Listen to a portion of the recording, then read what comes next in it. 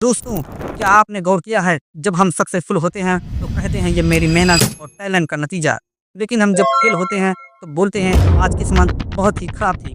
यह एग्जाम बहुत ज़्यादा कठिन था। आज हम बर्नार्ड विनर की कैजुअल एट्रीब्यूशन थ्योरी को जो उन्होंने 1986 में दिया था उसकी मदद से समझेंगे। विनर का कहना था कि इंसान हमेशा सफलता और असफलता के पीछे का कारण ढूंढता है। ये कारण 3 तरीके के होते हैं। पहला, लोकस यानी कारण इंटरनल है या एक्सटर्नल। जैसे मैं पास हुआ क्योंकि मैंने मेहनत की, ये इंटरनल कारण है। मैं फेल हुआ क्योंकि पेपर बहुत कठिन था, ये एक्सटर्नल कारण। दूसरा, स्टेबिलिटी यानी कारण परमानेंट है या टेम्पोररी। अगर कोई कहे कि मैं टैलेंटेड नहीं हूँ तो ये परमानेंट कारण है। लेकिन अगर कोई कहे कि मैंने एक बार मेहनत नहीं की तो ये टेम्पोररी कारण है। तीसरा, कंट्रोलेबिलिटी यानी कारण हमारे कंट्रोल में है या नहीं।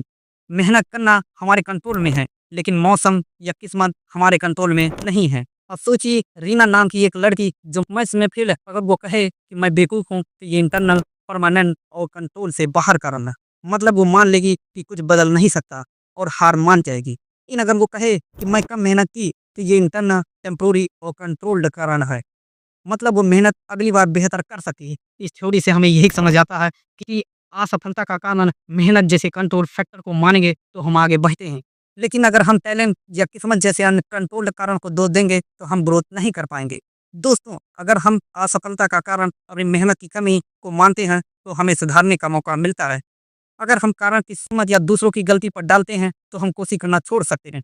इसी तरह यदि हम क्रेडिट अपनी मेहनत को देंगे तो मोटिवेशन और बढ़ेगा।